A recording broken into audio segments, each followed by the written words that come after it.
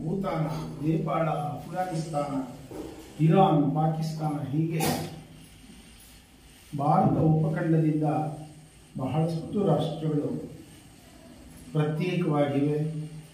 ಇಸ್ಲಾಂ, ಬೌದ್ಧ, ಕ್ರೈಸ್ತ ಧರ್ಮಗಳಿಂದ ಅವು ತಮ್ಮದೇ ಆದ ರಾಷ್ಟ್ರದ ಗಡಿಗಳನ್ನು ನಿರ್ಮಾಣ ಮಾಡಿವೆ. ಏನಕ್ಕೋಸ್ಕರ ಈ ಧಾರ್ಮಿಕ ವಿವಾದ ಅಥವಾ ಧಾರ್ಮಿಕ ಪ್ರತ್ಯೇಕತೆ ಹುಟ್ಟುತ್ತೆ ಅಂದ್ರೆ ವಿಶಾಲವಾದ ವಿಷಯವನ್ನ ಎರಡೇ ಶಬ್ದಗಳಲ್ಲಿ ಹೇಳುತ್ತಾರೆ. ಯುದ್ಧ ಧರ್ಮ ಕಲುಷಿತವಾಗುತ್ತೆ, ಹೊಸದು ಇಷ್ಟವಾಗುತ್ತೆ. ಎರಡು, ಯೋಚನೆ ಮಾಡಿ, ನಮ್ಮ ಬಚ್ಚಲಿನ ಪೈಪ್ ಲೈನ್ ಕಟ್ಕೊಂಡ್ಬಿಟ್ರೆ ನಾವು ಕ್ಲೀನ್ ಮಾಡಿಸೋದು. ನಮಗೊಂದು ಗಾಯ ಆದರೆ ಮುಲ ಮುಚ್ಚಲ್ವ ನಾವು? ಯುಗಾದಿ ಬಂದರೆ ಬಣ್ಣ ಬೆಳೆಯಲ್ವ? ಹೀಗೆ ಯಾರೋ ಒಬ್ಬ ಸ್ವಾರ್ಥಿಯಿಂದ, ಒಬ್ಬ ಪುರೋಹಿತನಿಂದ, ಒಬ್ಬ ಪೂಜಾರಿಯಿಂದ ಹಿಂದೂ ಧರ್ಮದಲ್ಲಿ ಕಾಲುಷ್ಯ ಸೇರಿ ಹೋದರೆ ಉಳಿದವರು ಹಿರಿಯರು, ಮಹನೀಯರು ಅದನ್ನು ಸುಧಾರಿಸಬೇಕಲ್ವ? ಆ ಕಾಲುಷ್ಯವನ್ನು ಹೊರ ಹಾಕಬೇಕಲ್ವ? ಹಾಗೆ ಹಿಂದೂ ಧರ್ಮದ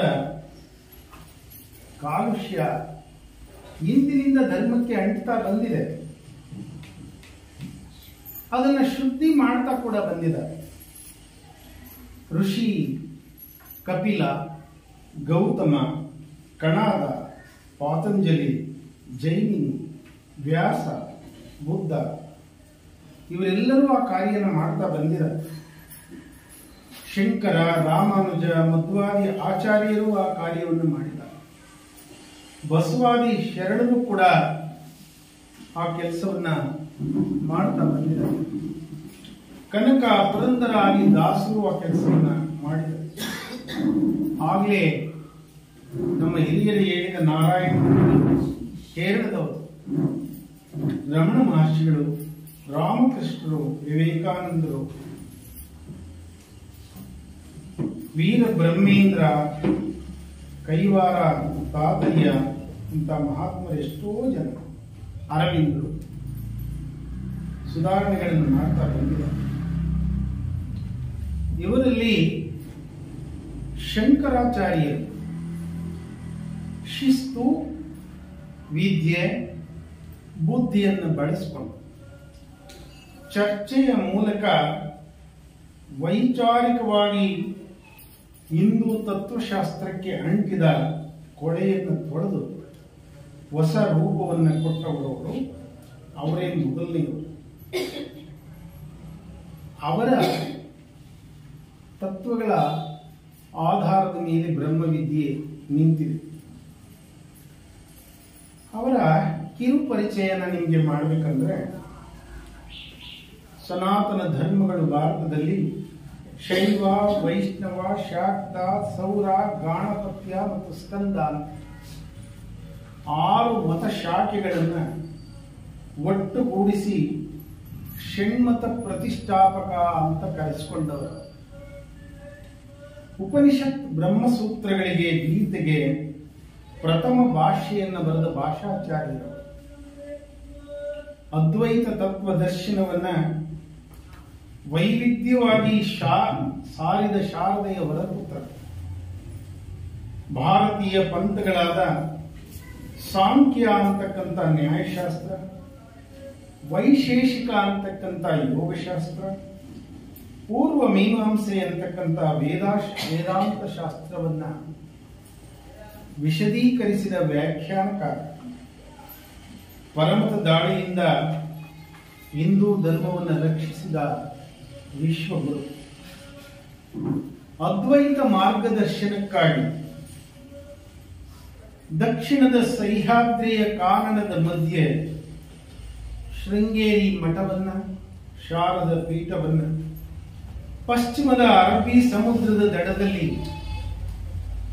ಕಾಳಿ ಮಠವನ್ನ, ದ್ವಾರಕ ಪೀಠವನ್ನ, ಉತ್ತರದ ಹಿಮಾಲಯದ ಬದರಿಯಲ್ಲಿ ಜ್ಯೋತಿರ್ಮಠವನ್ನ, ಬದರಿ ಪೀಠವನ್ನ, ಪೂರ್ವದ ಬಂಗಾಳ ಸಾಗರದಲ್ಲಿ ಗೋವರ್ಧನ ಮಠವನ್ನ, ಪುರಿ ಪೀಠವನ್ನ ಸ್ಥಾಪಿಸಿ ಪೀಠಾಧಿಪತಿಗಳನ್ನು ನೇಮಿಸಿದ ಮಹಾಮಹಿಮ. ಈಗಾಗಲೇ ಸಾವಿರಾರು ಪೀಠಾಧಿಪತಿಗಳು, ಕೋಟ್ಯಾಂತರ ಭಕ್ತರನ್ನ ಆ ಮಠಗಳು ಹೊಂದಿವೆ. ಹಸಿವು, ಬಾಯಾರಿಕೆ, ಹಗಲು ಎರಡು, ನಿದ್ರೆ, ವಿಶ್ರಾಂತಿಯನ್ನ ಮರೆತು ನಿಂತಲ್ಲಿ ನಿಲ್ಲದೆ ಭಾರತೀಯ ಸಂಸ್ಕೃತಿಯನ್ನ ಜಗತ್ತಿಗೆ ಸಾರ್ಥ ಜಗದಾಚಾರ್ಯರಾಗಿ ಕ್ರಿಸ್ತ ಶಕ 820ರಲ್ಲಿ ತಮ್ಮ 32ನೇ ವಯಸ್ಸಿನಲ್ಲಿ ಕೇದಾರನಾಥದಲ್ಲಿ ಸಾವಿರಾರು ಭಕ್ತರ ಮಧ್ಯೆ ಒಂದು ಗುಹೆಯೊಳಗೆ ಹೋಗ್ತಾರೆ. ಹೊರಗೆ ಬರೋದು ಎಲ್ಲರೂ ಗುಹೆಯನ್ನು ಹುಡುಕ್ತಾರೆ, ಒಳಗಿರೋದು. ಹೀಗೆ 32 ವರ್ಷದಲ್ಲಿ ಮಹತ್ ಕಾರ್ಯಗಳನ್ನು ಸಾಧಿಸಿದ ಶಂಕರಾಚಾರ್ಯರ 32 ವರ್ಷವನ್ನು ನಾನು 4 ಭಾಗ ಮಾಡಿದ್ದೇನೆ. 8 4 32. ನಾನು 8ನೇ ವಯಸ್ಸಿನವರೆಗೆ, ಹುಟ್ಟಿದಾಗಿನಿಂದ 8ನೇ ವಯಸ್ಸಿನವರೆಗೆ ಆತನ ಬದುಕು ಹೇಗಿತ್ತು ಅನ್ನುವಂಥದ್ದನ್ನು ತಮ್ಮ ಮುಂದೆ ಇಡಬೇಕಾಗಿದೆ. ಮೌನವಾಗಿ ಇರೋಣ. ಮೊಬೈಲ್ ಮತ್ತು ಆಂತರಿಕ ಮಾತು ಬೇಡ. ಪ್ರತಿಯೊಂದು ಶಬ್ದವನ್ನು ನ್ಯಾಯಮೂರ್ತಿಗಳ ಥರ ಕೇಳಬೇಕು. ಅವರ ಕೇಳುವಿಕೆಯೇ ನನಗೆ ಈ ವಸ್ತು ವಿಷಯವನ್ನು ಆಯ್ಕೆ ಮಾಡಿಕೊಳ್ತಕ್ಕಂಥ ಸ್ಫೂರ್ತಿಯಾಗಿದೆ. ಸೋದರರೇ, ಇಲ್ಲಿ ಮ್ಯಾಪ್ ಇದೆ, ಅದು ವಿಸ್ತಾರವಾಗಿಲ್ಲ. 788ರಲ್ಲಿ ಕೇರಳ ರಾಜ್ಯದ ಚೇರ ಸಾಮ್ರಾಜ್ಯದಲ್ಲಿ ಪೆರಿಯಾರ್ ಅಂತಕ್ಕಂಥ ನದಿ ಹರಿತಾ ಇದೆ. ಆ ನದಿಯ ದಡದಲ್ಲಿ ಕಾಲಡಿ ಅಂತಕ್ಕಂಥ ಒಂದು ಗ್ರಾಮ, ಶಾಂತ ಗ್ರಾಮ. ಆ ಕಾಲಡಿಯ ಒಂದು ಬಡ ಕುಟುಂಬ, ಗಂಡ ಶಿವಗುರು, ಶಂಕರನ ಪೂಜಾರಿಯಾದ, ಹೆಂಡತಿ ಆರ್ಯಾಂಬೆ, ವಿದ್ಯಾವಂತೆ, ಮಕ್ಕಳಿಲ್ಲ. ದಂಪತಿಗಳು ಶಂಕರನನ್ನ ಸೇವೆ ಮಾಡಿ, ನಿನ್ನಂತ ಒಂದು ಮಗುವನ್ನ ನಮಗೆ ಕೊಡಿ ಅಂತ ಶಂಕರನನ್ನ ಪ್ರಾರ್ಥನೆ ಮಾಡ್ತಾರೆ. ಒಂದು ದಿವಸ ಶಿವಗುರುವಿನ ಕನಸಿನಲ್ಲಿ ಶಂಕರ ಬರ್ತಾನೆ, ನಿನಗೆ ಮಗುವನ್ನ ಕೊಡ್ತೇನೆ, ಸ್ವಾರ್ಥಿ ಶಂಕರ ಬೇಕಾ, ನಿನಗೆ ಬೇಕಾದಷ್ಟು ಅಡವು ಆಸ್ತಿ ಐಶ್ವರ್ಯ ಸುಖಗಳನ್ನು ಕೊಡುವಂತ ಸ್ವಾರ್ಥಿ ಶಂಕರ ಬೇಕಾ ಅಥವಾ ಲೋಕಶಂಕರ ಬೇಕಾ ಅಂತ ಕೇಳಿದಂತ ಅವನಿಗೆ ಎಚ್ಚರವಾಗ್ತಾ ಇರುತ್ತೆ. ಲೋಕಶಂಕರ ಬೇಕು, ಲೋಕಶಂಕರ ಬೇಕು ಅಂತ ಜೋರವಾಗಿ ಹೋಗ್ತಾರೆ. ಹೆಂಡತಿಗೂ ಎಚ್ಚರವಾಗುತ್ತೆ, ಆಶ್ಚರ್ಯವೂ ಆಗುತ್ತೆ. ತದನಂತರ ಆಕೆ ಗರ್ಭಿಣಿಯಾಗ್ತಾಳೆ. ವೈಶಾಖ ಶುಕ್ಲ ಪಂಚಮಿಯ ತಿಥಿಯಲ್ಲಿ 1235 ವರ್ಷಗಳ ಹಿಂದೆ ಸೂರ್ಯ, ಶನಿ, ಗುರು, ಕುಜ ಗ್ರಹಗಳು ಉಚ್ಚ ಸ್ಥಾನದಲ್ಲಿ ಇದ್ದಾಗ ಒಂದು ಶುಭ ಯೋಗದಲ್ಲಿ ಶಿವನ ಆರಿದ್ರ ನಕ್ಷತ್ರದಲ್ಲಿ ಆದಿಗುರು ಶಂಕರಾಚಾರ್ಯರು ಹುಟ್ಟುತ್ತಾರೆ. ಸುಂದರವಾದ ಮಗು, ವಿಶೇಷವಾದ ಮಗು. ತಂದೆಗೆ ಮಗುವಿನ ವ್ಯಾಮೋಹ ಹೆಚ್ಚಾಗ ಶಂಕರನಿಗೆ 4 ವರ್ಷವಾದಾಗ ತಂದೆ ತಾಯಿಗಳಿಬ್ಬರು ಶಿಕ್ಷಕರಾಗಿ ವಿದ್ಯಾಭ್ಯಾಸವನ್ನು ಪ್ರಾರಂಭ ಮಾಡ್ತಾರೆ. ತಂದೆ ಗ್ರಂಥಗಳನ್ನು ತೋರಿಸ್ತಾ ಹೇಳ್ತಾರೆ, ನೀನು ಲೋಕಶಂಕರ ಆಗ್ಬೇಕಂದ್ರೆ ಈ ವೇದಗಳು, ಈ ಉಪನಿಷತ್ತುಗಳು, ಈ ಭಗವದ್ಗೀತೆಯನ್ನ ಬೇಗ ಬೇಗ ಓದ್ಬೇಕಪ್ಪ, ಒಳ್ಳೇದಾಗುತ್ತೆ. ಮಗು ಶಂಕರ ಹೇಳ್ತಾನೆ, ಆಯ್ತಪ್ಪ ಓದ್ತೇನೆ. ಆ ಕ್ಷಣದಿಂದ ಓದು ಪ್ರಾರಂಭವಾಗ್ತದೆ. ಬೇಗ ಬೇಗನೆ ಓದ್ತಾ ಹೋಗ್ತಾನೆ, ಬೇಗ ಬೇಗ ಕಲಿಸ್ತಾ ಹೋಗ್ತಾರೆ. ಮಗನ ಮೇಲಿನ ಪ್ರೀತಿ ಹೆಚ್ಚಾದಂತೆ ಮಗನಿಗೆ 7 ವರ್ಷವಾಗಿದ್ದಾಗ ತಂದೆ ಶಿವಗುರು ಮರಣವಂತ. ತಾಯಿಗೆ ಇನ್ನಷ್ಟು ಬಡತನ ಆವರಿಸುತ್ತೆ, ದುಃಖವಾಗುತ್ತೆ. ಆದರೆ ತಾಯಿಗೆ ತಂದೆ ಆಶೋತ್ತರ ನೆನಪಾಗುತ್ತೆ, ಅವ್ರ ಮಾತು ನೆನಪಾಗುತ್ತೆ. ಎಲ್ಲ ಓದ್ಬೇಕು ಶಂಕರ, ನೀನು ಲೋಕಶಂಕರ ಆಗಬೇಕು, ಒಳ್ಳೇದಾಗುತ್ತೆ. ಅದೇ ಕಿವಿಯಲ್ಲಿ ಮಾರ್ಗದರ್ಶಿಸಿ, ಅದೇ ಆಕೆಯ ಜಾಗೃತಿ ಆಗುತ್ತೆ. ಕನಸು ಮನಸ್ಸು ತಾಯಿ ಮಗನಿಗೆ ಓದ್ ಮುಂದೆ ಕರ್ತವ್ಯವಾಗುತ್ತೆ, ಪ್ರಜ್ಞೆ ಆಗುತ್ತೆ, ಗುರಿ ಆಗುತ್ತೆ. ನಿರಂತರವಾಗಿ ವೇದೋಪನಿಷತ್ತುಗಳನ್ನು ಹೇಳಿಕೊಡ್ತಾರೆ. ಎಷ್ಟು ನಿಷ್ಠೆಯಿಂದ ಶಂಕರ ಕಲಿತಾನೆ ಅಂದ್ರೆ, ಅಕ್ಷರಗಳಿಗೆ, ಶಬ್ದಗಳಿಗೆ, ಶ್ಲೋಕಗಳಿಗೆ ಜೀವ ಬಂದು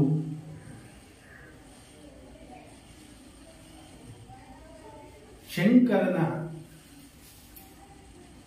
ನಾಲಿಗೆಯ ಮೇಲೆ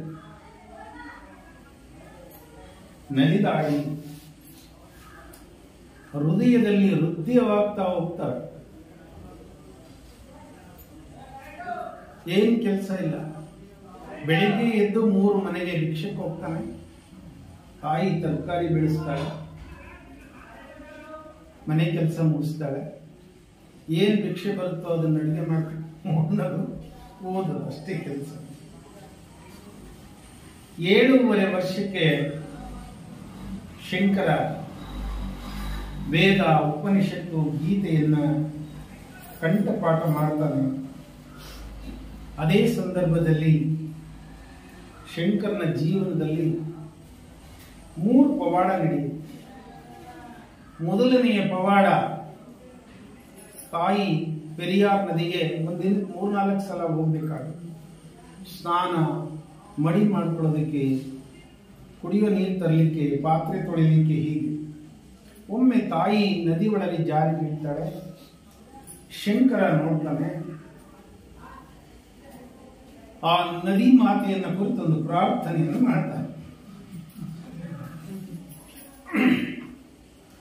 ತಾಯಿಗೆ ಸ್ವಲ್ಪ ಸಹಕಾರ ಮಾಡಬೇಕು. ಆಶ್ಚರ್ಯಕರವಾಗಿ ನದಿನಲ್ಲಿ ಪ್ರವಾಹ ಬರುತ್ತೆ. ನದಿ ಕವಲಾಗುತ್ತೆ. ಒಂದು ಕವಲು ಶಂಕರನ ಮನೆಯ ಮುಂದೆ ಅಲ್ಲಿ, ಈಗಲೂ ಅವ್ರ ಮನೆ ಅಲ್ಲಿದೆ. ಆ ಕವಲಿಗೆ ಪೂರ್ಣ ನದಿ ಅಂತ ಹೆಸರಿಡ್ತಾರೆ. ಜನಕ್ಕೆ ಆಶ್ಚರ್ಯವಾಗುತ್ತೆ. 2ನೇ ಪವಾಡ, ಶಂಕರ ಭಿಕ್ಷೆಗೆ ಹೋಗ್ತಾ ಒಂದು ಗುಡಿಸಲ ಮುಂದೆ ನಿಂತು ಭಿಕ್ಷಾಂದೇಹಿ ಅಂತ ಕೂಗ್ತಾನೆ. ಒಳಗಡೆಯಿಂದ ಒಂದು ಅಜ್ಜಿ ಒಂದು ನೆಲ್ಲಿಕಾಯಿ, ಒಣಗಿದ ನೆಲ್ಲಿಕಾಯಿ ತಗೊಂಡು ಬಂದು ಜೋಳಿಗೆನಲ್ಲಿ ಹಾಕ್ತಾಳೆ. ಅಜ್ಜಿಗೆ ಒಂದೇ ಒಂದು ಸೀರೆ ಇರುತ್ತೆ, ಅದು ಸಾಕಷ್ಟು ಕಡೆ ಹರಿದಿರುತ್ತೆ. ಅದನ್ನು ಮಡಿ ಮಾಡಿ ಹೊರಗಡೆ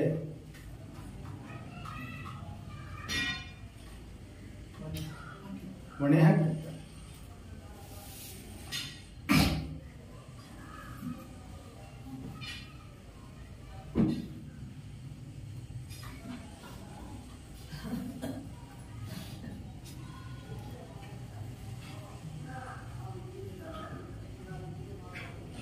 ಒಂದು ತುಂಡು ಬಟ್ಟೆಯನ್ನ ಉಟ್ಕೊಂಡು ನೆಲ್ಲಿಕಾಯಿಯನ್ನ ಜೋಳಿಗೆಗೆ ಹಾಕ್ತಾಳೆ. ಇಷ್ಟೇ ಅಂತ ಆ ಮಗುವಿನ ಸುಂದರವಾದ ರೂಪವನ್ನು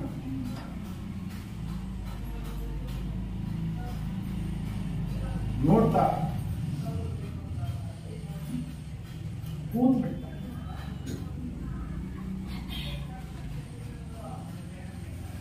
ಆ ದೃಶ್ಯಕ್ಕೆ ಶಂಕರನಿಗೆ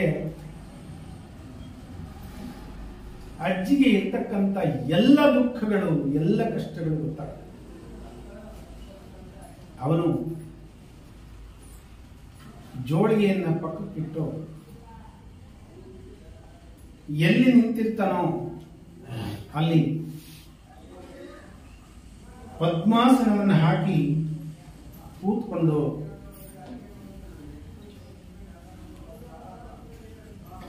ಕನಕದಾರ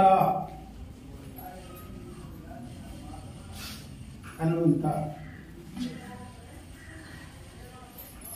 ಒಂದು ಸ್ತೋತ್ರವನ್ನು ಮಾಡಿ ಲಕ್ಷ್ಮಿಯನ್ನ ಪ್ರಾರ್ಥನೆ ಮಾಡಿ ಅಜ್ಜಿಯ ಬದುಕಿಗೆ ಕೊನೆ ದಿನಗಳಲ್ಲಾದರೂ ತೃಪ್ತಿ ಕೊಡು ಕೇಳಿ. ಅಜ್ಜಿಯ ಮನೆಯ ಒಳಗೆ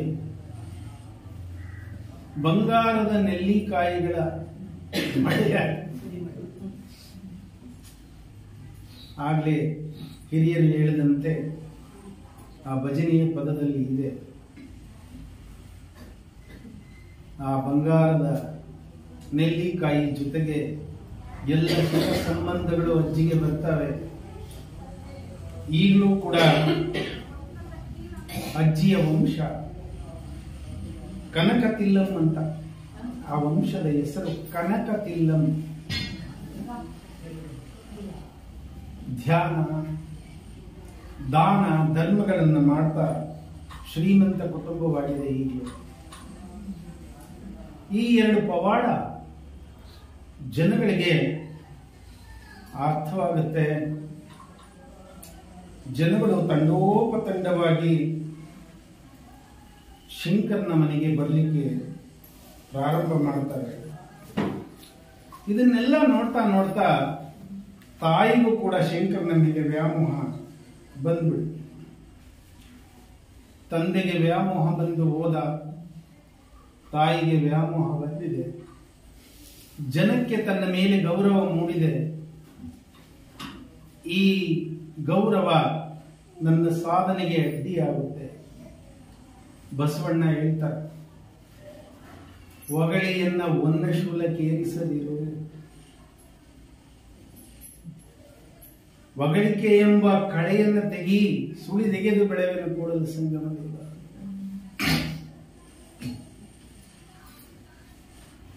ಅದೇ ಮಾತನ್ನ ಶಂಕರ ಯೋಚನೆ ಮಾಡ ಕಂಠಪಾಠ ಮಾಡಿ ಆಯಿತು. ವಿಷಯಗಳು ಅರ್ಥ ಆಗ್ತವೆ, ಆದರೆ ವ್ಯಾಖ್ಯಾನ ಬೇಕು. ಅಂತ ಗುರು ಇಲ್ಲಿಲ್ಲ, ಅಂತ ಗುರು ಮಠಗಳು, ಆಶ್ರಮಗಳು ಇಲ್ಲಿಲ್ಲ. ಗುರುವನ್ನು ಹುಡುಕ್ಲಿಕ್ಕೆ ಹೊರಡಬೇಕು. ತಾಯಿಯ ವ್ಯಾಮೋಹವನ್ನು ಹೆಂಗೆ ದೂರ ಮಾಡೋದು, ಈ ಮೋಹದ ಬಲೆಯಿಂದ ನನ್ನನ್ನು ಹೇಗೆ ಬಿಡಿಸ್ತೀಯಾ ಗುರುವೇ, ನನಗೆ ಮಾರ್ಗ ತೋರಿಸು, ನಾನು ಸನ್ಯಾಸಿ ಆಗಬೇಕು, ಸಮಯ ಇಲ್ಲ ಅಂತ ಪೆರಿಯಾರ್ ನದಿಯ ದಂಡೆಯ ಮೇಲೆ ನಿಂತು ಧ್ಯಾನ ಮಾಡ್ತಾನೆ. ತಾಯಿ ನದಿ ಕಡೆಗೆ ಬರ್ತಾ ಇರ್ತಾಳೆ. ನದಿಯ ಒಳಗಡೆ ಏನೋ ಒಂದು ವಿಶೇಷವಾದದ್ದು ಹರ್ಕೊಂಡು ಬಂದಂತೆ ಆಗುತ್ತೆ. ಅದೇನು ನೋಡೋಣ ಅಂತ ಬಾಲಕ ಶಂಕರ ನದಿ ಒಳಗೆ ಇಳಿತಾನೆ. ಅದು ಒಂದು ಮೊಸಳೆಯಾಗಿರುತ್ತೆ. ಅವನ ಕಾಲನ್ನ ಹಿಡ್ಕೊಂಡು ಬಿಟ್ಟು ನುಂಗೋಕ್ ಶುರು ಮಾಡ. ತಾಯಿ ಹತ್ರ ಬಂದ್ಬಿಟ್ಟಿರ್ತಾಳೆ. ಕೂಗ್ತಾನೆ ಅವನ ತಾಯಿಗೆ, ಅಮ್ಮ ಇಲ್ಲಿ ಮೊಸಳೆ ಇದೆ, ನನ್ನ ಕಾಲನ್ನ ನುಂಗುತ್ತಾ ಇದೆ, ನನ್ನ ಹತ್ರ ಬರಬೇಡ, ನಿನ್ನನ್ನು ತಿನ್ನತ್ತೆ, ದೂರ ಹೋಗು ದೂರ ಹೋಗು. ಹೋಗ್ತಾಳ ತಾಯಿ. ಮೊಸಳೆಯನ್ನ ಕೂಗ್ತಾಳ, ಮಗನನ್ನು ಬಿಟ್ಬಿಡು, ನನ್ನ ತಿನ್ನು, ನಿನಗೇನ್ ಬೇಕು ಕೇಳು, ನಾನು ಕೊಡ್ತೀನಿ, ಮಗನನ್ನು ತಿನ್ಬೇಡ, ಅವನು ಲೋಕಶಂಕರ ಆಗ್ಬೇಕು ಅಂತ ಮೃತ್ಯುಂಜಯ ಜಪವನ್ನು ಪ್ರಾರಂಭ ಮಾಡ್ತಾರೆ. ಕಾಲು ನುಂಗೋದು ನಿಲ್ಲಿಸಿದಂಗಾಗುತ್ತೆ ಶಂಕರನಿಗೆ. ಶಂಕರನಿಗೆ ಅರ್ಥ ಆಗ್ತಾ ಇದೆ, ಕಾಲು ನೋವಾಗ್ತಾ ಇಲ್ಲ. ಮೊಸಳೆ ಅಲ್ಲ, ನನ್ನ ಪ್ರಾರ್ಥನೆಗೆ ಒಂದು ಮಾರ್ಗದರ್ಶನ ಅರ್ಥ ಆಗುತ್ತೆ. ಈ ಸಮಯ ನಾನು ಬಿಡಬಾರ್ದು, ಬಳಸ್ಕೋಬೇಕು ಅಂತ ಶಂಕರ ಹೇಳ್ತಾನೆ ಅವ್ರ ಅಮ್ಮನಿಗೆ, ಅಮ್ಮ ಶಂಕರನ್ನ ಸನ್ಯಾಸಿ ಮಾಡ್ಬಿಡ್ತೀನಿ, ಕಾಲ್ ಬಿಡು ಅಂತ ಕೇಳಮ್ಮ, ಬಿಟ್ಟು ಬಿಡಬಹುದು ಅಂತ. ಆಗ ಅವಳಿಗೆ ದುಃಖ ಆಗುತ್ತೆ. ಆದರೂ ಮಗ ಮೊದಲು ಉಳ್ಕೊಂಡ್ಬಿಡ್ಲಿ ಅಂತ ಮಗನ್ನ ಸನ್ಯಾಸಿ ಮಾಡ್ತೀನಿ, ಮೊಸಳೆಯಿಂದ ಮಗನನ್ನ ಉಳಿಸು ದೇವರೇ ಅಂತ ಬೇಡ್ತ.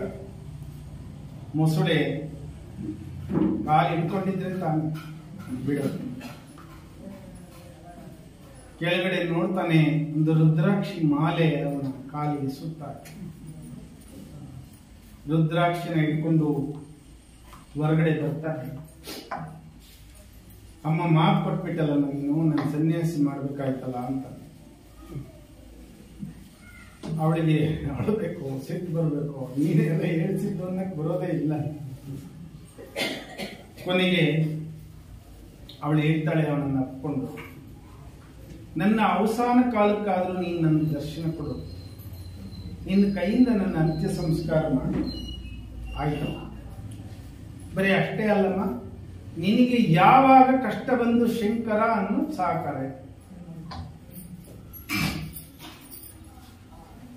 ನಿನಗೆ ದರ್ಶನವನ್ನ ಕೊಡ್ತೇನೆ ಅಂತ ಹೇಳಿ ಸನ್ಯಾಸ ದೀಕ್ಷೆಯನ್ನು ತಗೊಂಡು ಸರ್ವಸಂಗ ಪರಿತ್ಯಾಗಿಯಾಗಿ ಗುರುವನ್ನ ಹುಡುಕ್ಲಿಕ್ಕೆ ಹೊರಡ್ತಾನೆ.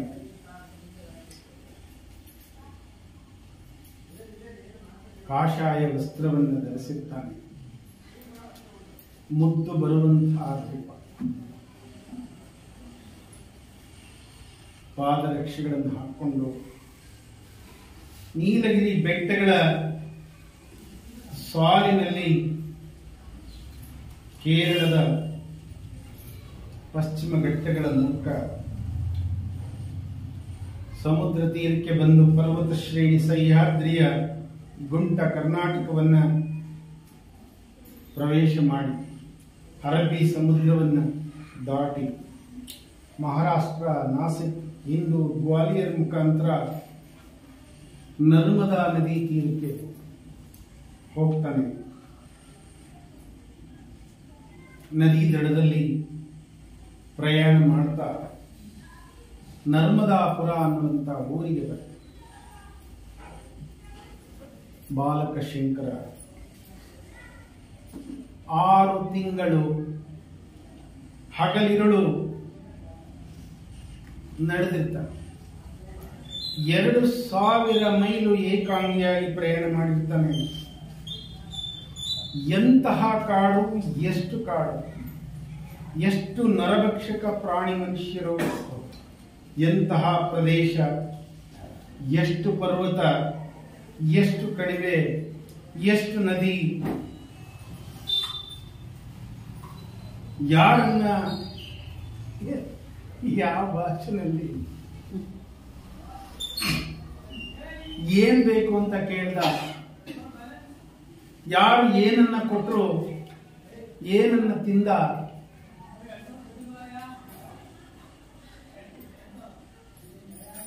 ಎಲ್ಲಿ ಮಲಗಿದ,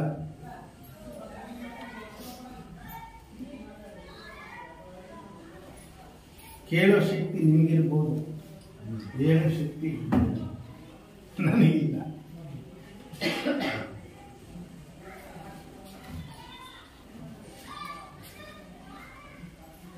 ಸುಮ್ಮನೆ ನಮ್ಮ ನಿಮ್ಮಂತ ಪ್ರಯಾಣವಲ್ಲ. ಪ್ರಯಾಣದ ಹೆಜ್ಜೆ ಹೆಜ್ಜೆಯಲ್ಲೂ ಘಟನೆಗಳು ನಡೀತವೆ, ಹೇಳಕ್ ಸಾಧ್ಯವಿಲ್ಲ. ಒಂದು ಘಟನೆಯನ್ನು ಹೇಳ್ತೇನೆ. ಮೂಕಾಂಬಿಕಾ ಕ್ಷೇತ್ರಕ್ಕೆ ಹೋಗಿದ್ದಾನೆ. ಇನ್ನು ಮೂಕಾಂಬಿಕೆ ಈಗಿನಷ್ಟು ಶಾಂತಿಯ ಮಾತೆಯಾಗಿಲ್ಲ. ಮೂಕಾಸುರನನ್ನು ಕೊಂದು ಇನ್ನು ರೌದ್ರಾವತಾರದಲ್ಲಿ ಇದ್ದಾಳೆ, ನರಭಕ್ಷಕಿಯ ರೂಪದಲ್ಲಿದ್ದಾಳೆ,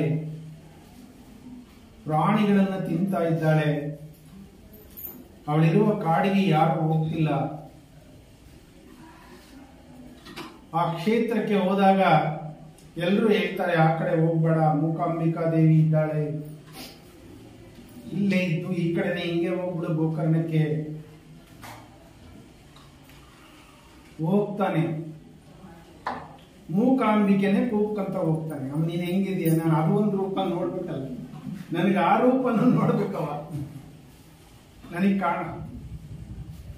ಎದುರಿಗೆ ಆ ಅಂತ ಬರ್ತಾಳ. ಇವನು ಪ್ರಾರ್ಥನೆಯನ್ನು ಮಾಡ್ತಾನೆ, ಯಾಕೆ ನನ್ನನ್ನು ಶಾಂತಗೊಳಿಸ್ತಾ ಇದೀಯ? ಸಾಕು, ಆ ಜನ್ಮ ಸಾಕು. ಹೀಗಿರುತ್ತೆ ಉದಾಹರಣೆ. ಈಗ ಅದನ್ನೆಲ್ಲ ಬಿಟ್ಟು ಬಿಡು. ಪಾವನವಾದ ನರ್ಮದಾ ನದಿ ತೀರದಲ್ಲಿ ನಾವು ಶಂಕರನ ಜೊತೆ ಹೋಗ್ತಿರೋದು. ಒಂದು ಆಶ್ರಮ ಸಿಕ್ಕಿದೆ ಅವನಿಗೆ, ಅದರಲ್ಲೊಂದು ಕುಟೀರ. ಅದರಲ್ಲಿ ಸರ್ವ ವಿದ್ಯಾ ಪಾರಂಗತರಾಗಿರ್ತಕ್ಕಂಥ ಗೌಡಪಾದ ಗುರು ಗೋವಿಂದ ಭಗವತ್ಪಾದರಿದ್ದಾರೆ. ದೈವಾಂಶ ಸಂಭೂತ ಮಹಾಮೇಧಾವಿ.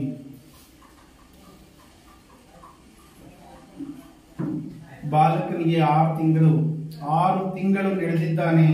ಆ 8 ವರ್ಷ ಅವನಿಗೆ ಹಗಲಿರುಳು ದಣಿದಿದ್ದಾನೆ. ಕುಟೀರನ ಪ್ರವೇಶ ಮಾಡಿದ್ದಾನೆ. ಗುರುಗಳ ದರ್ಶನವಾಗಿದೆ. ಪಾದಕ್ಕೆ ಭಕ್ತಿಯಿಂದ ದೀರ್ಘದಂಡ ನಮಸ್ಕಾರ ಮಾಡಿದ್ದಾನೆ. ಅಂಜಲಿ ಬದ್ಧನಾಗಿ ನಿಂತು ಕೇಳ್ತಿದ್ದಾನೆ, ಗುರುವೇ, ನನ್ನನ್ನು ಶಿಷ್ಯನಾಗಿ ಸ್ವೀಕರಿಸು, ವೈರಾಗ್ಯ ವೇದಾಂತಗಳನ್ನು ಕಲಿಸು. ಅಲ್ಲಿರ್ತಕ್ಕಂಥವರಿಗೆ ಮಗುವಿನ ಹಸಿವು ಶ್ರಮ ಗೊತ್ತಾಗತ್ತೆ.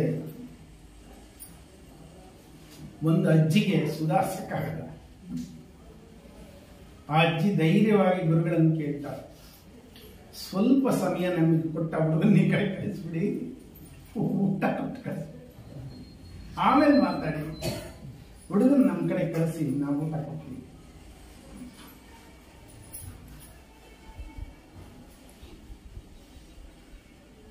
ಗೋವಿಂದ ಭಗವತ್ಪಾದ ಹೇಳ್ತಾರೆ, ನಿಜ, ಅವನ ಹಸಿವು ನಿಮಗೆ ಕಾಣ್ತಾ ಇದೆ, ನನಗೂ ಹಸಿವಾಗಿದೆ, ನಾನು ಏನು ಊಟ ಮಾಡಿಲ್ಲ, ಇಬ್ರು ಊಟ ಮಾಡ್ತೀವಿ ಅಂತ. ಗುರು ಆಶ್ಚರ್ಯವಾಗುತ್ತೆ ಅಲ್ಲಿರೋರಿಗೆ. ಎಂದು ಹಸಿವಾಗಿದೆ ಅಂತ ಗುರುವಲ್ಲ, ನನಗೂ ಹಸಿವಾಗಿದೆ ಅಂತಾರಲ್ಲ ಇವರು, ಇಬ್ರು ಊಟ ಮಾಡ್ತೀವಿ ಅಂತಾರಲ್ಲ. ಏನು ಈ ಮಾತಿನ ಅರ್ಥ? ಎಲ್ಲರೂ ಮೌನವಾಗ್ತಾರೆ. ಗೋವಿಂದ ಭಗವತ್ಪಾದರು ಕೇಳ್ತಾರೆ ಶಂಕರನನ್ನ, ಒಂದೇ ಒಂದು ಶಬ್ದ, ನೀನ್ ಯಾರು? ಬಾಲಕನಿಗೆ 8 ವರ್ಷ. ಏನ್ ಹೇಳಿದ್ರು? ನನ್ನ ಹೆಸರು ಶಂಕರ, ನನ್ನದು ಕೇರಳ, ಕಾಲಡಿ ನನ್ನ ಊರು, ಶಿವಗುರು ಆರ್ಯಾಂಬೆಯ ಮಗ, ತಂದೆ ತೀರು ಹೋಗಿದ್ದಾನೆ, ತಾಯಿನಲ್ಲಿ ಬಿಟ್ಟು ಬಂದಿದ್ದೀನಿ. ನಾನು ಸಂಸ್ಕೃತನ ಕಲ್ತಿದ್ದೀನಿ, ವೇದ ಗೀತೆ ಉಪನಿಷತ್ತನ್ನ ಕಂಠಪಾಠ ಮಾಡಿದ್ದೀನಿ ಅಂತ ಹೇಳ್ಬೇಕು. ಸರಿತಾ? ಅದೇ ತಾನೇ ಸತ್ಯ. ಆದರೆ ಅವನು ಆ ಸತ್ಯವನ್ನು ಹೇಳೋದಿಲ್ಲ. ಒಬ್ಬ ಅಶುಕವಿಯ ತರ ಆಗಿಂದಾಗಲೇ 4 ಸಾಲುಗಳ 6 ಪದ್ಯಗಳನ್ನು ಹೇಳ್ತಾನೆ. 4 ಸಾಲುಗಳ 6 ಪದ್ಯಗಳು, ನಕಾರ್ಲ 24 ಸಾಲು. ಅದನ್ನ ನಿರ್ವಾಣ ಷಟ್ಕ ಅಥವಾ ಆತ್ಮ ಷಟ್ಕ ಅಂತ ಕರೀತಾರೆ. ಷಟ್ಕ ಅಂದ್ರೆ 6 ಪದ್ಯ ಅಂತ ಅಷ್ಟೇ. ಅದು ಪರಮಗುರು ಚರಣ ಸನ್ನಿಧಿಯಲ್ಲಿ ಸೋದರ ಹೇಳಿದ್ರು. ತುಂಬಾ ಆಶ್ಚರ್ಯಕರವಾದ ವಿಷಯ ಅದು. ಪರಮಗುರು ಚರಣ ಸನ್ನಿಧಿಯನ್ನ ಬ್ರಹ್ಮವಿದ್ಯಾ ಸದಸ್ಯ ಗಮನವಿಟ್ಟು ಓದ್ತಾ ಅಧ್ಯಯನ ಮಾಡ್ತಾ ಅನುಷ್ಠಾನ ಮಾಡ್ತಾ ಹೋದ್ರೆ ಅರ್ಹಂತನವರೆಗೆ ಹೋಗ್ತಾನೆ ಅಂತ ನಂಬುತ್ತೇವೆ. ಹಾಗೆ ಈ ನಿರ್ವಾಣ ಷಟಕವನ್ನ ಅರ್ಥ ಮಾಡಿಕೊಂಡ್ರೆ ಆತ್ಮನು ಪರಮಾತ್ಮನಾಗುವುದರಲ್ಲಿ ಸಂಶಯವಿಲ್ಲ ಅಂತ ಜಗತ್ತಿನ ತತ್ವಜ್ಞಾನಿಗಳೇ ಹೇಳ್ತಾರೆ. ಅದನ್ನೆಲ್ಲ ನಿಮಗೆ ಅರ್ಥ ಮಾಡಿಸ್ಬಿಡ್ತೀನಿ ಎನ್ನುವ ಧೈರ್ಯ ನನಗೇನಿಲ್ಲ. 3 ಭಜನೆ ಪದಗಳು ಯಾವುವು ಅಂತ ಕೇಳಿದ್ರೆ ನೀವು ಹೇಳಿಲ್ಲ. ಕೇಳಬೇಕಾಗಿತ್ತು ನೀವು ಹೇಳಿಲ್ಲ ಅಂತ ಅವರಿಗೆ ನಾನು ಆ ವಿಷಯ ಅನ್ಕೊಂಡೆ.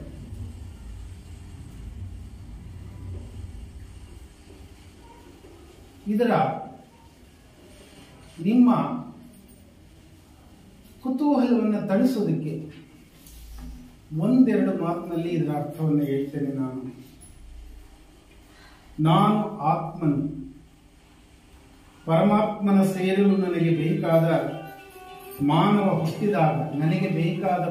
ಹುಟ್ಟಿದಾಗ ಆ ದೇಹವನ್ನ ಆಶ್ರಯಿಸ್ತೇನೆ. ಆ ದೇಹ ಸತ್ತಾಗ ನನಗೆ ಬೇಕಾದ ದೇಹ ಹುಟ್ಟುವವರೆಗೆ ಕಾರಣ ಕೋಶವೆಂಬ ನನ್ನ ಸ್ವಂತ ಮನೆಯಲ್ಲಿ ಧ್ಯಾನಾಸಕ್ತನಾಗ್ತೇನೆ. ನನಗೆ ಬೇಕಾದ ದೇಹ ಹುಟ್ಟಿದ ಮೇಲೆ ಆ ದೇಹದೊಳಗೆ ಬಂದು ಸೇರ್ತೇನೆ. ಆದರೆ ಆ ದೇಹ ಲಕ್ಷಣ ನನಗಿಲ್ಲ, ಅದಕ್ಕೂ ನನಗೂ ಸಂಬಂಧ ಇಲ್ಲ. ನಾನು ಹಗಲಿರಡು ಸದಾಕಾಲ ಆ ದೇಹದಲ್ಲಿ ನಡೆಯುವುದನ್ನ ಮೌನವಾಗಿ ಎಚ್ಚರಿಕೆಯಿಂದ ಗಮನಿಸ್ತೇನೆ ಅಷ್ಟೇ. ಅದು ಒಳ್ಳೆಯದು ಅನ್ನಲ್ಲ, ಅದನ್ನ ಕೆಟ್ಟದ್ದು ಅನ್ನಲ್ಲ. ಯಾಕೆ ಅಂದ್ರೆ ನಾನು ಆತ್ಮ. ಈಗ ಒಂದ್ಸಲ ಆತ ಆ ಬಾಲಕ ತನ್ನ ಗುರುವಿಗೆ ಆ ನಿರ್ವಾಣ ಷಟ್ಕವನ್ನು ಏನು ಹೇಳ್ದ ಅವುಗಳನ್ನು ನಿಮಗೆ ಹೇಳಿ ಕೇಳಿಸ್ಬಿಡ್ತೇನೆ. ಗಮನವಿಟ್ಟು ನೀವು ಕೇಳಬೇಕು. ನಾನು ಮತ್ತೆ ಆ ಷಟ್ಕದ ಸಾಲುಗಳನ್ನು ಹೇಳಲ್ಲ, ಕೇವಲ ಅದರ ವಿವರಣೆಯನ್ನ ಎಲ್ಲರೂ ಆತ್ಮಗತಗೊಳಿಸಿಕೊಳ್ಳುವಂತಹ ಒಂದು ಪ್ರಾತ್ಯಕ್ಷತೆಯನ್ನು ಮಾಡಬೇಕು ಅಂತ ಇದ್ದೇನೆ. ಕೇಳಿ. ಇದರಲ್ಲಿ ಬರುವ ಸಂಸ್ಕೃತ ಶಬ್ದಗಳಾದರೂ ಎಲ್ಲರಿಗೂ ಚಿರಪರಿಚಿತವೇ. ಬ್ರಹ್ಮವಿದ್ಯಾಸಕ್ತರಿಗಂತೂ ಇನ್ನೂ ಚಿರಪರಿಚಿತ. ಆದರೆ ಆ ಶಬ್ದಗಳ ಅಬ್ರವೇಶನ್ ರೂಪದಲ್ಲಿವೆ. ವಿಸ್ತಾರ ನಂತರ ನೋಡೋಣ ಸಾಧ್ಯವಾದಷ್ಟು. ಮನೋಬುದ್ಧ್ಯಹಂಕಾರ ಚಿತ್ತಾನಿನಾಹಂ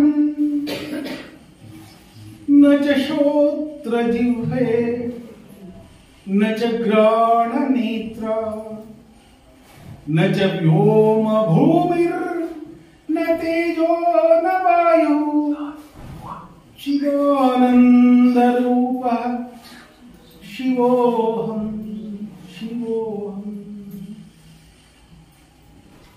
ನ ಚ ಪ್ರಾಣ ಸನ್ನೋ ನ ವೈ ಪಂಚವಾಯು ನ ವಾ ಸಪ್ತಧಾತುರ್ न वा पञ्चकोशः न वाक्पाणिपादौ न चोपस्थपायुः चिदानन्दरूपः शिवोऽहं शिवोऽहं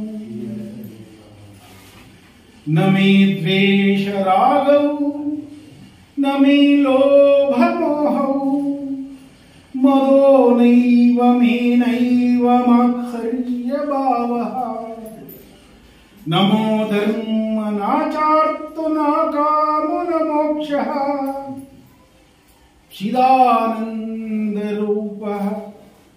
शिवोऽहं शिवोऽहं न पुण्यं न पापं न सौख्यं न दुःखं न मन्त्रो न तीर्थो न वेद न यज्ञ अहं भोजनं नैव भोज्यं न भोक्ता चिदानन्दरूपः शिवोऽहं शिवोऽहं न मे मृत्युशङ्का न मे जातिभेदः पिता नैव मे नैव माता न जन्मः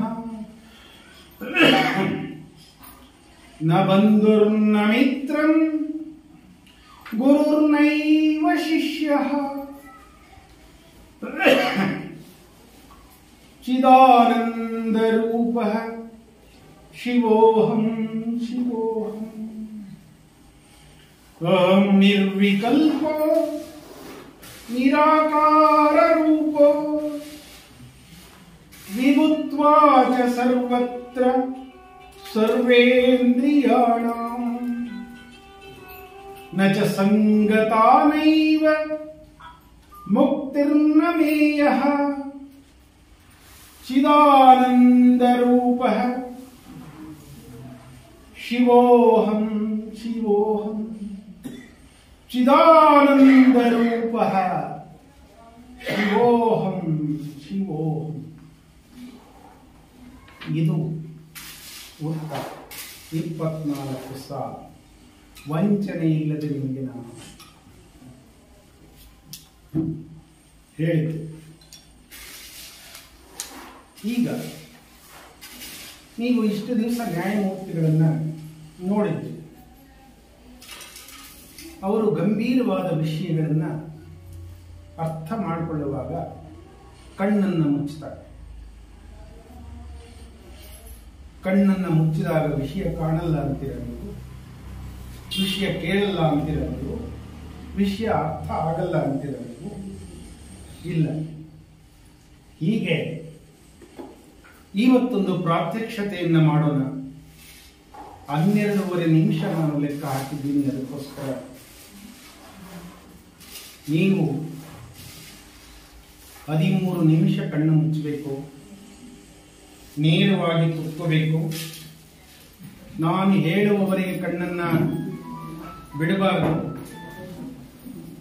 ಗಮನವಿಟ್ಟು ಕೇಳಬೇಕು. ಅದಕ್ಕಿಂತ ಮೊದಲು ಒಂದು ಓಂಕಾರವನ್ನ ಮಾಡಬೇಕು. ಶಬ್ದಗಳ ಮೇಲೆ ಎಚ್ಚರ ಇರಬೇಕು. ಅತ್ಯಂತ ಸರಳ ಶಬ್ದಗಳನ್ನ ಕಷ್ಟಪಟ್ಟು ನಾನು ಹಾಕಿದ್ದೇನೆ ಎಲ್ಲರಿಗೋಸ್ಕರ. 46 ಪುಟಗಳನ್ನ 9 ಪುಟಕ್ಕೆ ಇಳಿಸಿದ್ದೇನೆ ಕಷ್ಟಪಟ್ಟು. ಗಮನಿಸಿ, ನೇರವಾಗಿ ಕುತ್ಕೊಳ್ಳಿ. ಒಂದು ಓಂಕಾರ.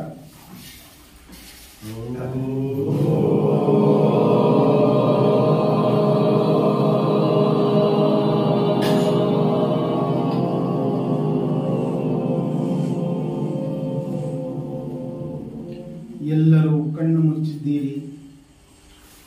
ಶರೀರದ ಒಳಗೆ ಗಮನವನ್ನ ಇಟ್ಟಿದ್ದೀರಿ. ಎಲ್ಲವೂ ಸ್ಪಷ್ಟವಾಗ್ತಾ ಇದೆ. ಶಬ್ದ ಕೇಳಿಸ್ತಾ ಇದೆ. ಶಂಕರನ ಉತ್ತರ,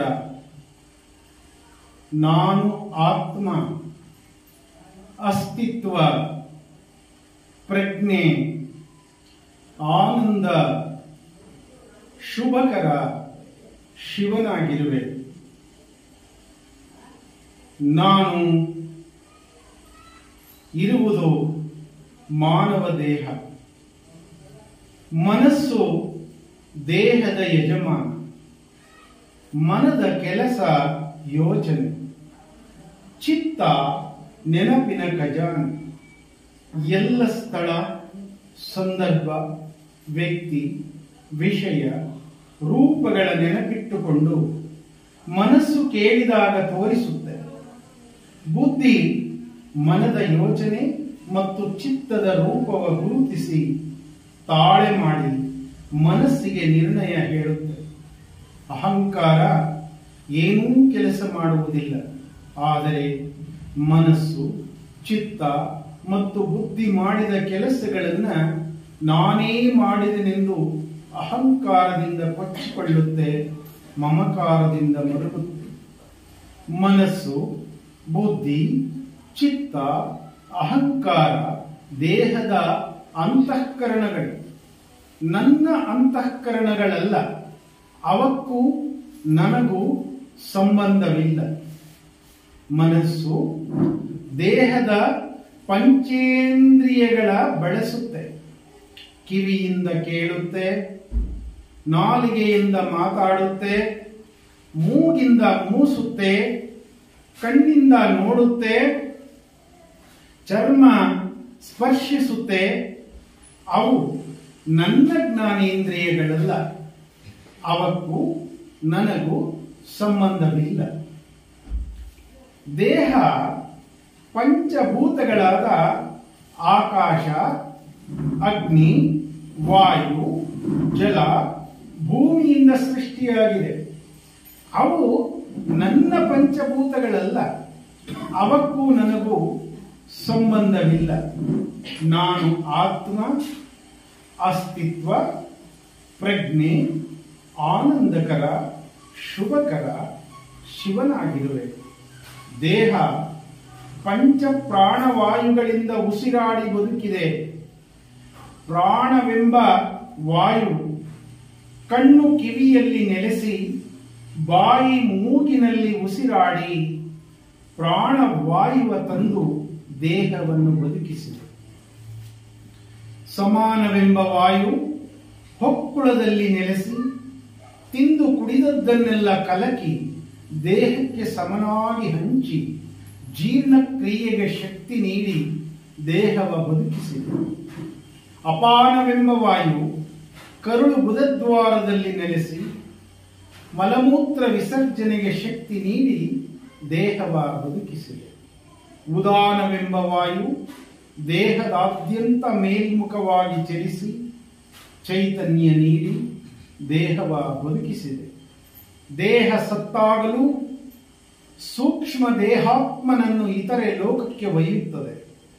ವ್ಯಾನವೆಂಬ ವಾಯು ಪ್ರಾಣ ಮತ್ತು ಅಪಾನ ವಾಯುಗಳಿಗೆ ಶಕ್ತಿ ಪೂರೈಸಿ ನಿಯಂತ್ರಿಸಿ ದೇಹವ ಬದುಕಿಸಿದೆ. ಆದರೆ ಅವು ನನ್ನ ಪಂಚವಾಯುಗಳಲ್ಲ. ಅವಕ್ಕೂ ನನಗೂ ಸಂಬಂಧವಿಲ್ಲ. ಅವುಗಳಿಂದ ನಾನು ಬದುಕುವುದಿಲ್ಲ, ಸಾಯುವುದೂ ಇಲ್ಲ. ಈ ದೇಹ ದ್ರವಯುಕ್ತ ಸಪ್ತ ಧಾತುಗಳಿಂದ ಬದುಕಿದೆ. ರಕ್ತಧಾತು ದೇಹದ ನರನಾಡಿಗಳಲ್ಲಿ ಸಂಚರಿಸಿ ಚೈತನ್ಯ ನೀಡಿ ಅಶುದ್ಧ ರಕ್ತವನ್ನು ಶುದ್ಧಿಸುತ್ತದೆ. ಮಾಂಸಧಾತು ಎಲ್ಲ ಸ್ನಾಯುಗಳ ಕಾಪಾಡುತ್ತದೆ. ಮೇಧಸ್ಸು ಧಾತು ಮೂಳೆ ಕೀಲುಗಳಿಗೆ ಶಕ್ತಿ ತುಂಬುತ್ತದೆ. ಮಜ್ಜೆಧಾತು ಬೆನ್ನು ಹುರಿಯ ಕಂಬ ಮಾಡಿ ದೇಹ ನೇರವಾಗಿರುವಂತೆ ನಿಲ್ಲಿಸುತ್ತದೆ. ಶುಕ್ರ ಶೋಣಿತ ಧಾತು ಸ್ತ್ರೀ ಪುರುಷರೆದೆಯೊಳಗೆ ಮೋಹವ ಬಿತ್ತಿ ಅಂಡಾಣು ವೀರ್ಯಾಣುಗಳಿಂದ ಸಂತತಿಯ ಬೆಳೆಯುತ್ತದೆ.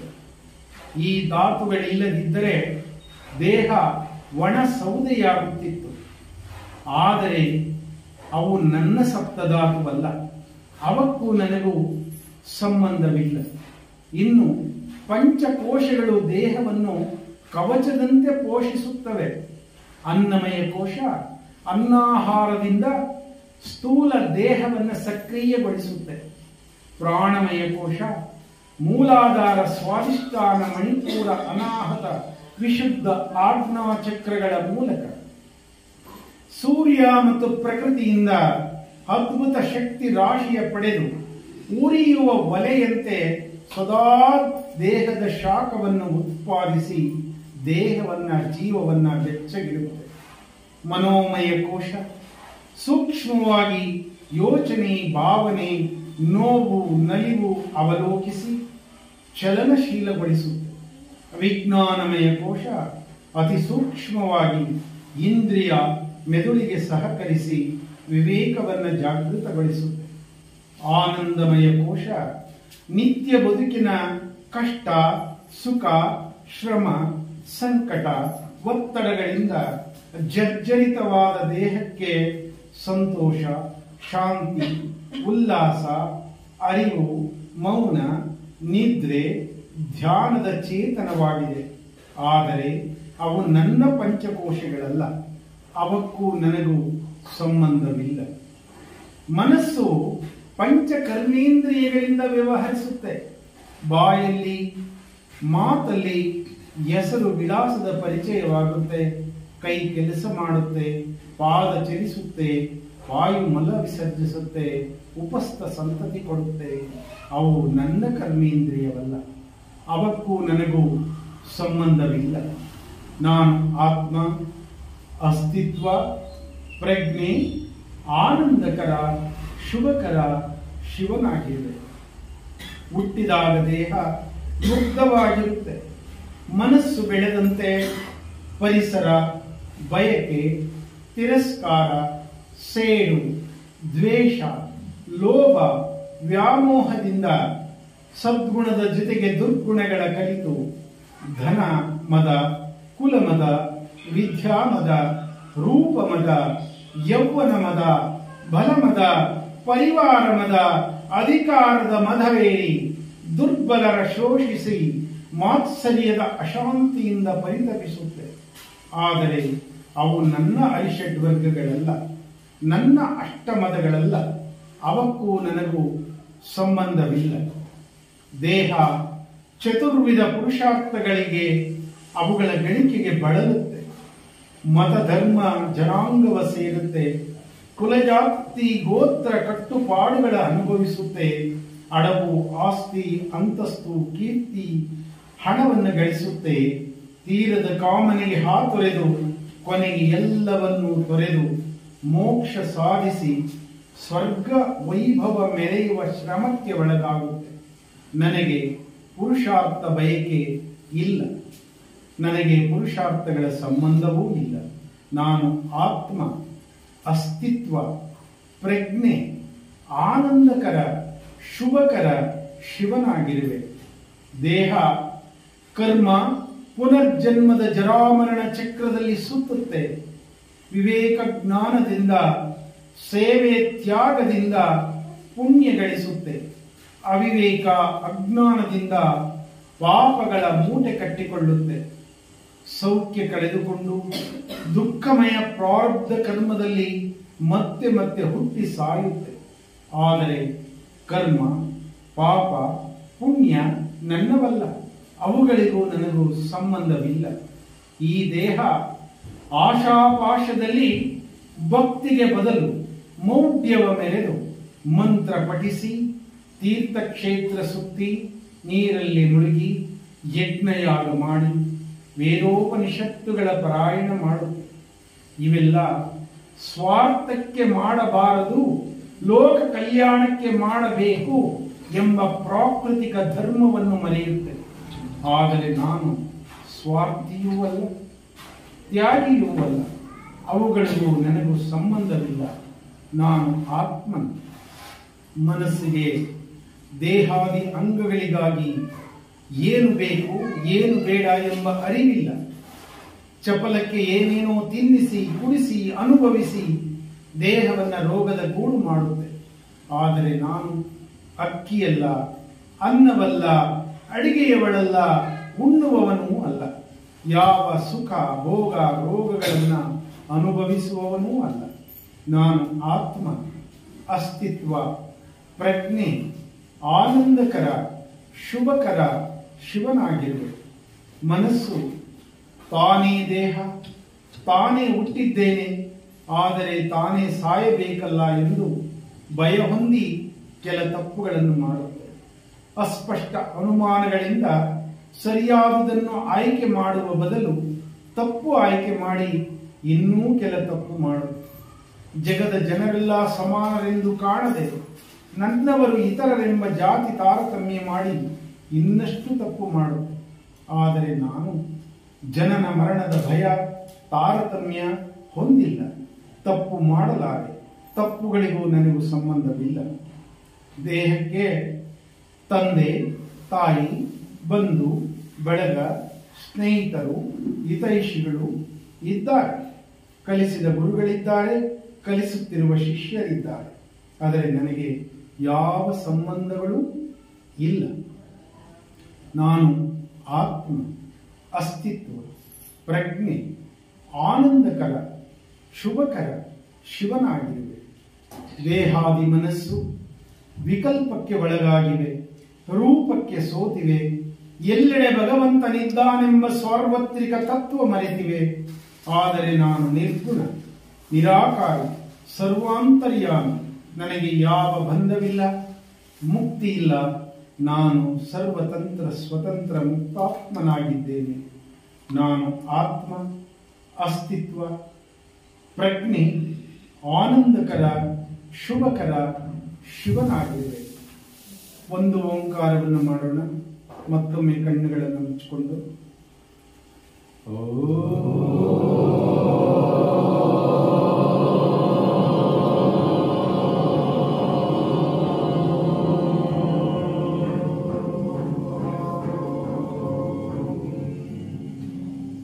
ನಿಧಾನವಾಗಿ ಕಣ್ಣುಗಳನ್ನು ಬಿಡಿ. ಹೊರಗಡೆ ಬನ್ನಿ. ನಾನು ಎಷ್ಟು ಸಮಯ ತಗೊಂಡಿದ್ದೀನಿ ಅಂತ ನನಗೆ ಗೊತ್ತಿಲ್ಲ.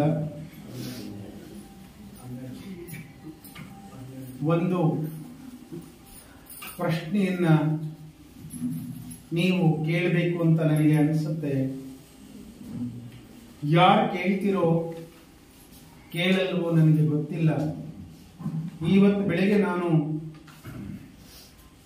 ಸೋದರ ಹನುಮಂತಾಚಾರ್ಯ ಅವರ ಮನೆಯ ಮುಂದೆ ಪುಷ್ಪಗಳನ್ನು ಬಿಡಿಸುವಾಗ ಆ ಪ್ರಶ್ನೆ ನನಗೆ ನೆನಪಿಗೆ ಬಂತು.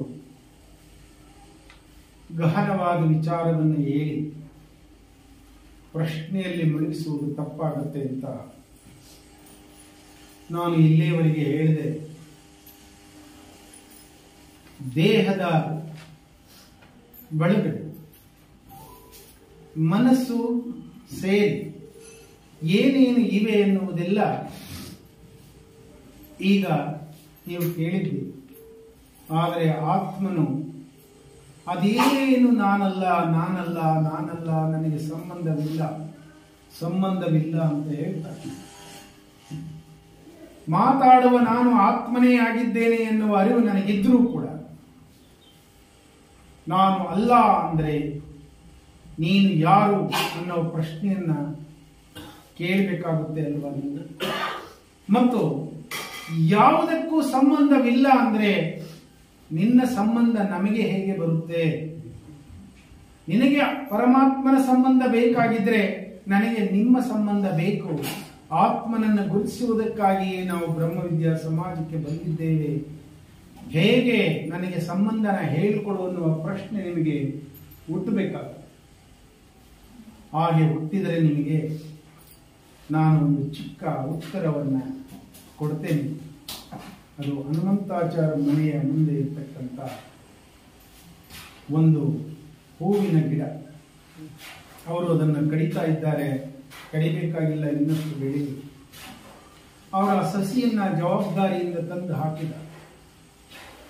ಅದಕ್ಕೊಂದು ಪಾತಿ ಮಾಡಿರ್ಬೋದು, ನೀರನ್ನು ಹಾಕಿರ್ಬೋದು. ಅದು ಬೆಳೀತಾ ಇದೆ. ಈಗ 15 ಅಡಿ ಎತ್ತರ ಆಗಿದೆ. ನಿತ್ಯ ಹೂ ಬಿಡ್ತಾ ಇದೆ. ಅದು ನನ್ನದು, ನಾನು ಸಾಕಿದ್ದೇನೆ ಅಂತ ಹನುಮಂತಾಚಾರ್ಯ ಅಂದ್ಕೊಳ್ತಾರೋ ಇಲ್ವೋ ಗೊತ್ತಿಲ್ಲ. ಆ ಗಿಡ ಹಾಗಂದ್ಕೊಳ್ತ ಅದಕ್ಕೆ ಗೊತ್ತಿದೆ ಪಂಚಭೂತಗಳಿಂದ ನಾನು ಬೆಳೀತಾ ಇದ್ದೇನೆ.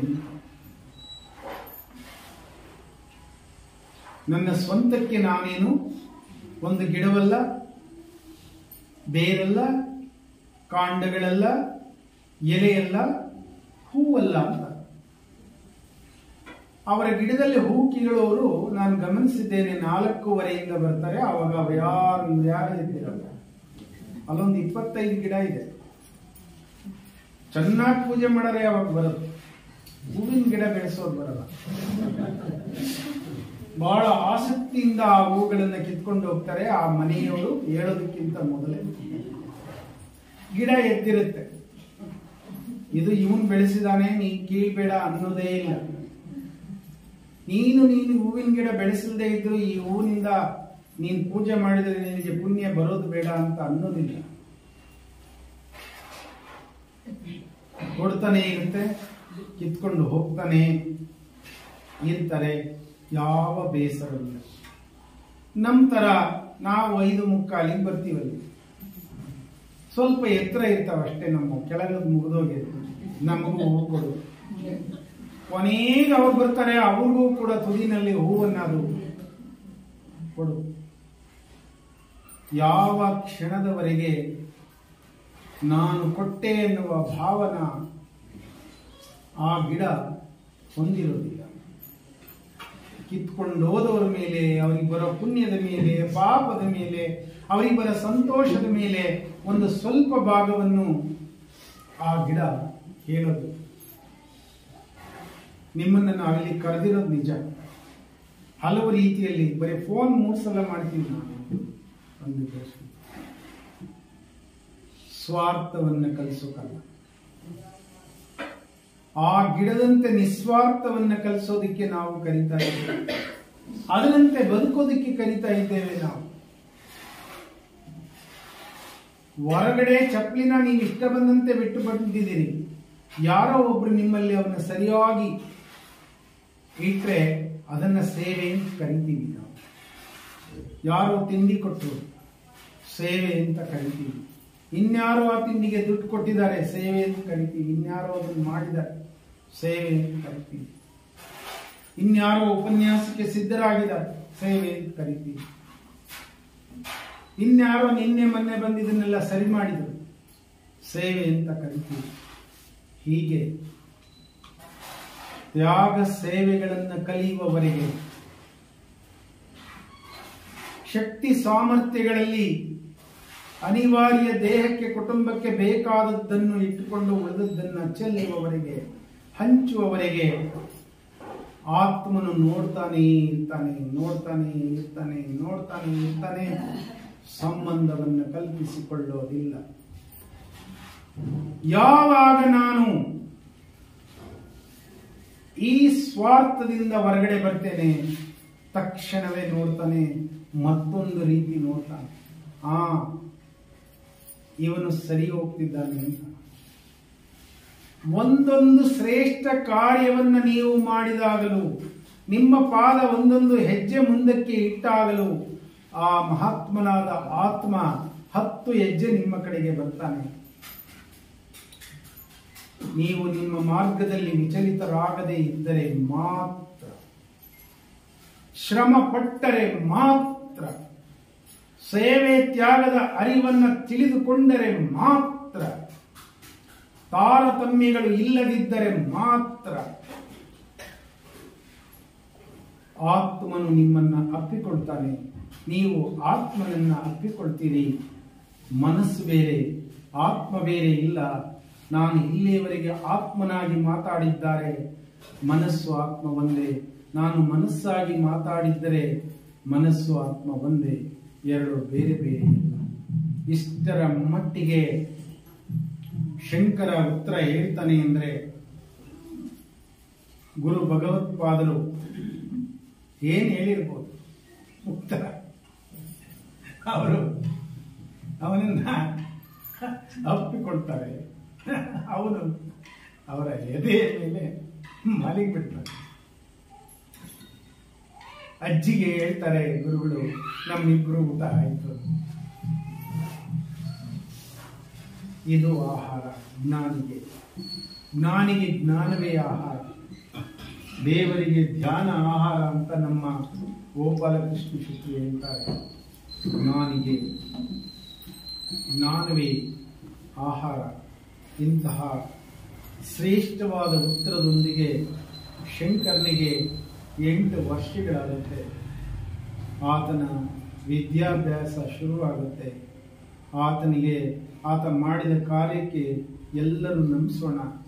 ನಾವು ಕೂಡ ಆ ದಿಶೆಯಲ್ಲಿ ನಡೆಯೋಣ. ನಮಸ್ಕಾರ.